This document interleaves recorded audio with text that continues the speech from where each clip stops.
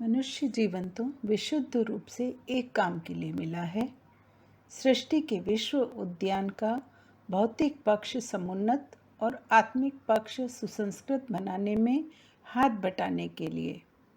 पंडित श्री राम शर्मा आचार्य। पुस्तक का नाम जीवन संपदा का स्वरूप और सदुपयोग।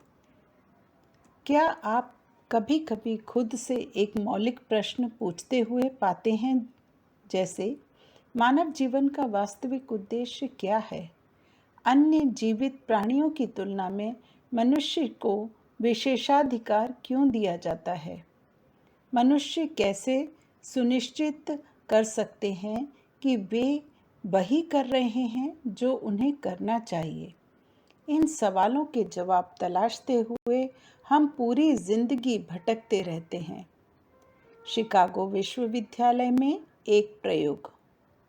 शिकागो विश्वविद्यालय में किए गए एक प्रयोग में प्रतिभागियों को 5 दिनों के लिए प्रतिदिन $5 प्राप्त हुए। उन्हें हर बार एक ही चीज पर पैसा खर्च करना पड़ता था।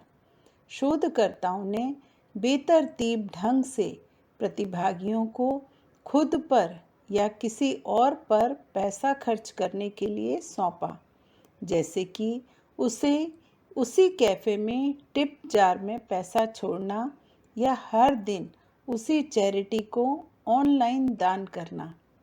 प्रतिभागियों ने प्रत्येक दिन के अंत में अपने खर्च करने के अनुभव और समग्र खुशी पर विचार किया। कुल 96 प्रतिभागियों में से डेटा ने एक स्पष्ट पैटर्न दिखाया।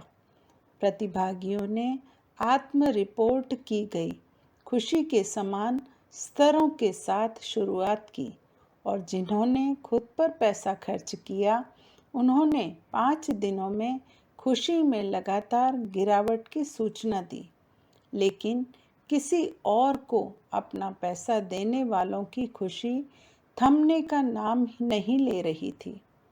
इस पुस्तक को पढ़ने के कारण, अगर आप भी उन जिज्ञासु आत्माओं में से हैं जो मानते हैं कि वे किसी बड़ी चीज़ का हिस्सा हैं लेकिन फिर भी अकेलापन महसूस करते हैं, तो यह किताब आपके लिए जुड़ाव की भावना आपको बार बार पूछती है, लेकिन जिम्मेदारी का डर आपको रोकता है।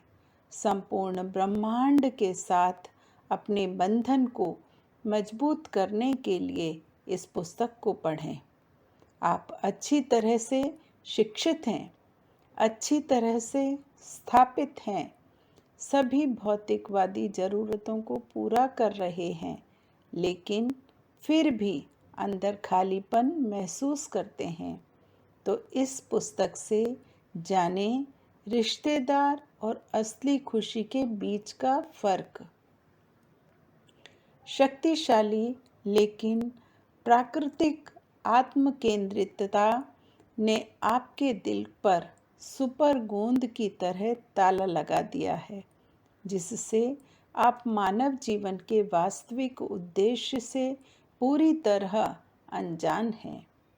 फिर जीवन के सार को समझने के लिए 9 पेजर की इस छोटी सी पुस्तक को पढ़ें। आपके समक्ष प्रस्तुत है एक लघु पुस्तक जो न केवल आपके सभी सवालों के जवाब देगी, बल्कि आपको उद्देश्यपूर्ण जीवन के पथ पर भी मार्गदर्शन करेगी। पुस्तक के कुछ अंश। पहला, मनुष्य जीवन की गरिमा न समझी जा सके तो उसे एक प्रकार से अभिशाप भी कहा जाएगा, क्योंकि वह अन्य प्राणियों की तुलना में अधिक रुग्ण, चिंतित, उद्विग्न और समस्याओं से ग्रसित पाया जाता है। पग पग पर दुर्गति भी उसी की होती है, और मरणोत्तर जीवन में वही सबसे अधिक कष्ट सहता है।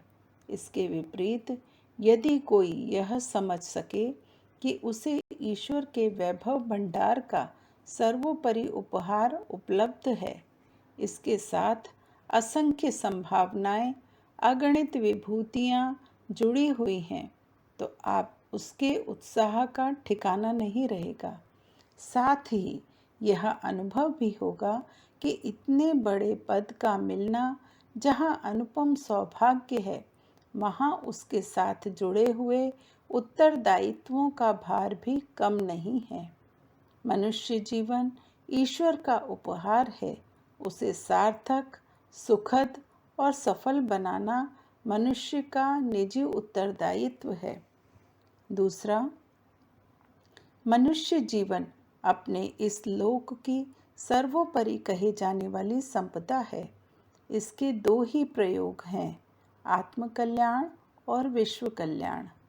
आत्मकल्याण यह कि वे सउद्देश्य में निरत रहकर आत्मसंतोष, लोक सम्मान, देवी अनुग्रह प्राप्त करते हुए पूर्णता का लक्ष्य प्राप्त करें। विश्व कल्याण यह है कि ईश्वर की इच्छा पूरी करें, सृष्टि में सद्भावनाएं और सत्प्रवृत्तियां बढ़ाने में प्रयत्नशील रहें। तीसरा, पर कुछ मौलिक प्रश्न हैं जिन्हें जीवन संपदा का सदुपयोग करने की बात सोचने वाले यदि समय रहते अपने दृष्टिकोण में समाविष्ट कर लें तो किसी को भी उस दबाव में पिसना नहीं पड़ेगा जो व्यस्तता, चिंता, समस्या आदि के नाम से जन जन पर छाया हुआ है। तथ्यतः किसी के सामने कोई ऐसी समस्या नहीं है जिसके कारण इन दिनों दिग दिगंत में गूंज रहे महाकाल की प्रेरणा, युग साधना और समय की पुकार की अवहेलना करते हुए आत्म प्रताड़ना सही जाए और इतिहासकारों की कायाकल्पियों की सूची में अपने नाम का उल्लेख करने दिया जाए।